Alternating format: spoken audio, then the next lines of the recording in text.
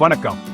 நம்முடைய வாழ்க்கையையும் சமூகத்தையும் மாற்றியமைக்கும் சக்தி கொண்டு கலந்துரையாடல். ஒற்றுமையை ஏற்படுத்தும் இந்த வழியை பற்றி இன்னும் நாம் ஆழமாக காணவிருக்கிறோம். புரிதலுக்கும் ஒற்றுமைக்கும் இன்றியமையாத இந்த கருவி எப்படி அறிந்து கொள்ள தொடர்ந்து பாருங்க.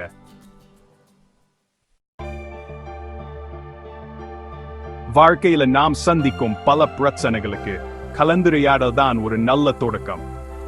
வேற்றுமைகள் தோன்றும் போது சண்டையிட்டு விலகி செல்வதல்ல தீர்வு.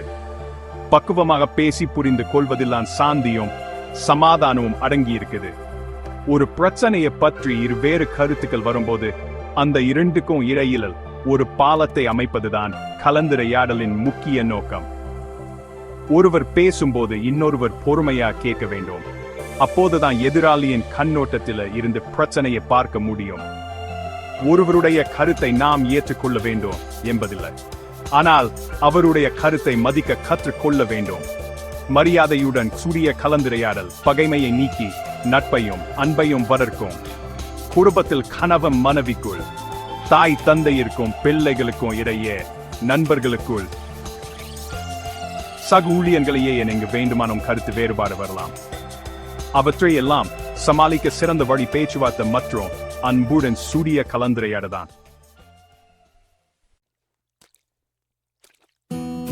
குடும்பம் எனும் கோயிலுக்கு அஸ்திவாரம் அன்பு என்றா அந்த அன்பை வலுப்படுத்தும் சார்ந்த கலந்துரையாடல்.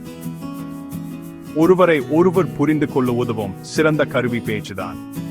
நம்முடைய மகிழ்ச்சிகளை, சோகங்களை, பயங்களை, கனவுகளை, எதிர்பார்ப்புகளை பகிர்ந்து கொள்ள ஒரு வாய்ப்பு கலந்துரையாட மூலம் கிடைக்கிறது. கணவன் மனைவி இருவரும் தினமும் சிறிது நேரமாவது ஒன்றா அமர்ந்து பேச வேண்டும். அன்றாட நிகழ்வுகளை பற்றி பேசுவது, எதிர்கால திட்டங்களை பற்றி விவாதிப்பது, ஒருவரையொருவர் கவனித்துக் கொள்வது என்பது உறவை மேலும் வலுப்படுத்தும். பிள்ளைகளை மனவிட்டு பேசுங்க. அவர்களின் கனவுகளை கேளுங்க. அவர்களின் பயங்களை புரிந்து கொள்ளுங்க. அவர்களுக்கு வழிகாட்டியாயிருங்க. பிள்ளைகள் தங்கள் பெற்றோரிடம் எதையும் தயங்காமல் பேசும் சூழ்நிலையை நாம் உருவாக்க வேண்டும். குடும்பத்திலே ஏற்படும் சிறு சிறு கருத்து வேறுபாடுகளை கூட அலட்சியப்படுத்தாமல் பேசி தீர்த்து கொள்ள பழகி கொள்ளுங்க. ஒருவரை ஒருவர் குறை சொல்லிக் கொண்டே இருக்காமல் நேர்மறையான முறையில் பிரச்சனைகளுக்கு தீர்வு காண முயற்சி செய்யுங்க. ஒரு நாட்டின் முன்னேற்றத்துக்கு மக்களின் பங்களிப்பு மிகவும் முக்கியம். மக்களும் அரசும் ஒன்றிணைந்து செயல்பட்டால்தான் ஒரு நாடு வளர்ச்சி அடைய முடியும். இதுக்கு இரு தரப்புக்கும் இடையே நல்ல கலந்துரையாடல் அவசியம். நமது நாட்டில் கல்வி, வேலைவாய்ப்பு, மருத்துவம் போன்ற பல முக்கிய பிரச்சனைகள் உள்ளன.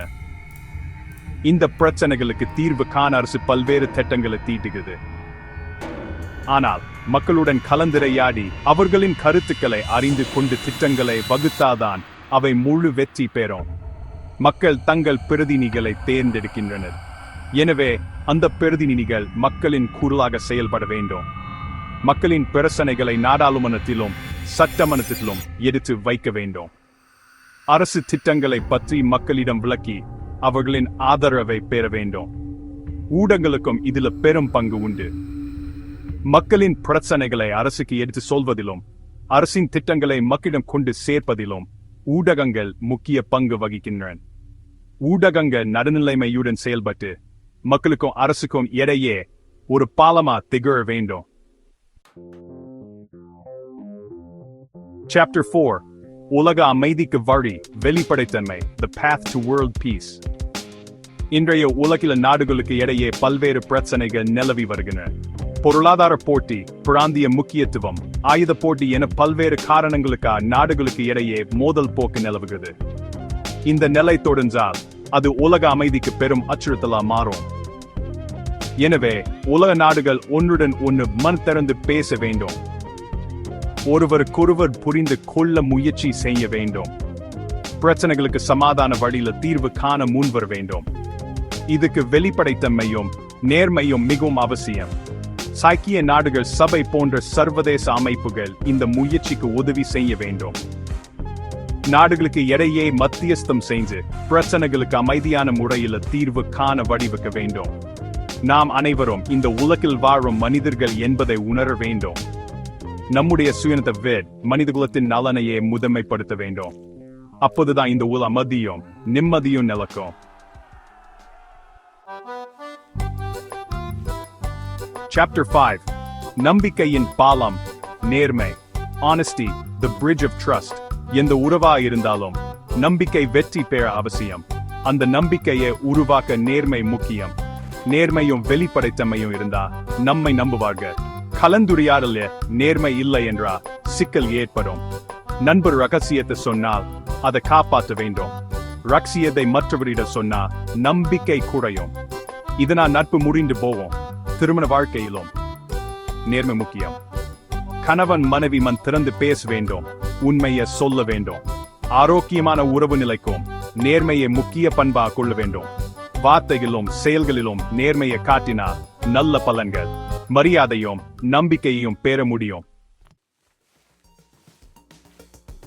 Chapter 6 சிறிய விஷயங்கள சூடு Even in small matters சில நேரங்களில் நாம் பெரிய பிரச்சனைகளை பத்தியும் கவலைப்பட்டு சிறிய விஷயங்களை அலட்சியப்படுத்தி விடுறோம் ஆனால் உண்மையில வாழ்க்கையில சிறிய விஷயங்கள் தான் மிகவும் முக்கியம் சின்ன சின்ன மகிழ்ச்சிகள் அனுபவங்கள் உணவுகள் எல்லாம் சேர்ந்துதான் வாழ்க்கையை வாழ்காக்குகின்றன அதேபோல் சிறிய சிறிய வேறுபாடுகள் தான் பெரிய சண்டைகளா மாறுகின்றன எனவே எந்த ஒரு பிரச்சனையா இருந்தாலும் அது சிறியதா இருந்தாலும் சரி பெரியதாக இருந்தாலும் சரி அதை பற்றி மனம் திறந்து பேசி தீர்த்து கொள்ள வேண்டும் உதாரணத்துக்கு நீங்கள் உங்கள் குடும்பத்தினுடன் சேர்ந்து ஒரு திரைப்படம் பார்க்க திட்டமிடுகிறீர்கள் என்று வைத்துக் கொள்வோம் ஆனா எந்த திரைப்படம் பார்ப்பது என்பது உங்களுக்கு கருத்து வேறுபாடு ஏற்படுகிறது இந்த சிறிய விஷயத்துக்காக நீங்க சண்டையிட்டுக் கொள்ள வேண்டாம் மாறாக ஒருவரை ஒருவர் புரிந்து கொண்டு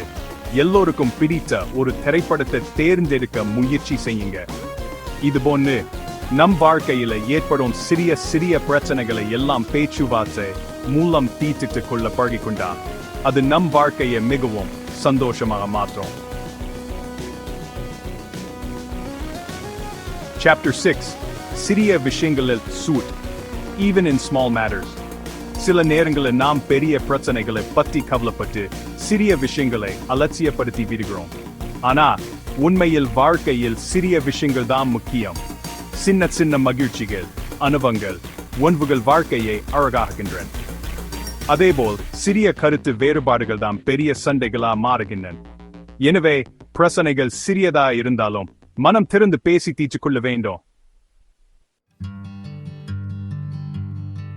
Chapter 7 கலந்துரையாடல் வெற்றிக்கு ஒரு பாதை Dialogue a path to success வாழ்க்கையில் வெற்றி பெற நாம் பல்தர்மலைகளை வளர்த்துக் கொள்ளவே வேண்டும் அவற்றில் மிக முக்கியமானது தொடர்பு கொள்ளும் திறன் நாம் நம்முடைய கருத்துக்களை தெளிவாகவும் சரியாகவும் மற்றவர்களுக்கு எடுத்து சொல்ல வேண்டும் அதே நேரத்தில் மற்றவர்கள் சொல்வதையும் கவனமாக கேட்டு புரிந்து கொள்ள வேண்டும் நல்ல தொடர்பு என்பது ஒரு இருவழி பாதை நாம் பேசுவது மட்டுமல்ல கேட்பதும் மிகவும் முக்கியம் ஒருவர் பேசும்போது அவரை கவனமாக கேட்க வேண்டும் அவர்களின் உடல் மொழியை கவனிக்க வேண்டும் அவர்கள் என்ன சொல்ல வருகிறாங்க என்பதை முழுமையா புரிந்து கொள்ள முயற்சி செய்ய வேண்டும் நம்முடைய கருத்துக்களை வெளிப்படையாகவும் நேர்மையாகவும் சொல்ல வேண்டும் ஆனா அதே நேரத்தில் மற்றவர்களின் உணர்வுகளையும் நாம் மதிக்க வேண்டும் கடுமையான வார்த்தைகளை பயன்படுத்தாமல் பொறுமையாகவும் அன்புடனும் பேச வேண்டும்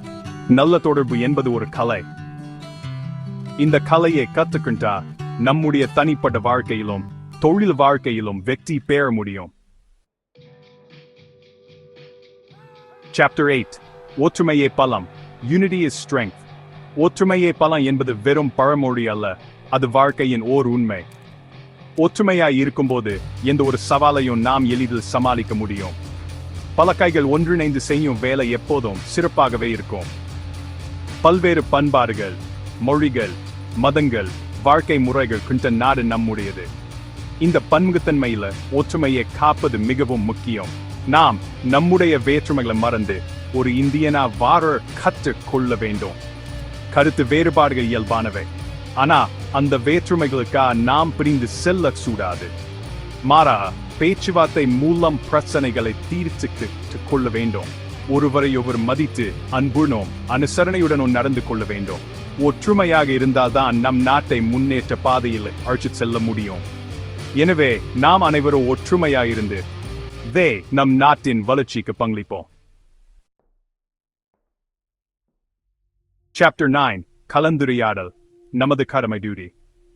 கலந்துரையாடல் என்பது ஒரு உரிமை மட்டுமல்ல, அது நம்முடைய கடமையும் சூடு. நம் குடும்பத்தில், சமூகத்தில், நாட்டில் அமைதியும் ஒற்றுமையையும் நிலைநாட்ட நாம் அனைவரும் கலந்துரையாட வேண்டியது அவசியம். பிரச்சனைகளை தீர்க்கவும், வேற்றுமைகளை குறைக்கவும், புரிதலையும் அன்பையும் வளர்க்கவும் கலந்துரையாடல் உதவுகிறது. எனவே நாம் எந்த ஒரு சூழ்நிலையிலும் பேச்சுவார்த்தைக்கு தயாராக இருக்க வேண்டும். மற்றவர்கள் பேசுவதை கவனமாக கேட்க வேண்டும். அவர்களின் கருத்துக்களை மதிக்க வேண்டும். நம் பக்கம் உள்ள நியாயத்தை எடுத்து சொல்ல வேண்டும். பொதுவான ஒரு முடிவுக்கு வர முயற்சி செய்ய வேண்டும். கலந்துரையாடல் மூலம் நாம் பல பிரச்சனைகளை தீர்க்க முடியும். உலகில் அமைதியும் நல்லிணக்கத்தையும் ஏற்படுத்த முடியும். எனவே நாம் அனைவரும் கலந்துரையாடலை ஒரு வாழ்க்கை முறையாக கொண்டு வாழ்வோம். இந்த காணொளி உங்களுக்கு பயனுள்ளதா இருந்ததா? கலந்துரையாடலின் சக்தியை பற்றி நீங்க என்ன நினைக்கிறீங்க? கீழே உள்ள பின்னூட்ட பெட்டியில எங்களுக்கு தெரியப்படுத்துங்க. தனிப்பட்ட வளர்ச்சி, சமூக நல்லிணக்கம் போன்ற பல பிரச்சனைகளை பற்றி மேலும் காணொளிகளை காண எங்க பக்கத்தை சப்ஸ்கிரைப் செய்து கொள்ளுங்க. நன்றி, வணக்கம்.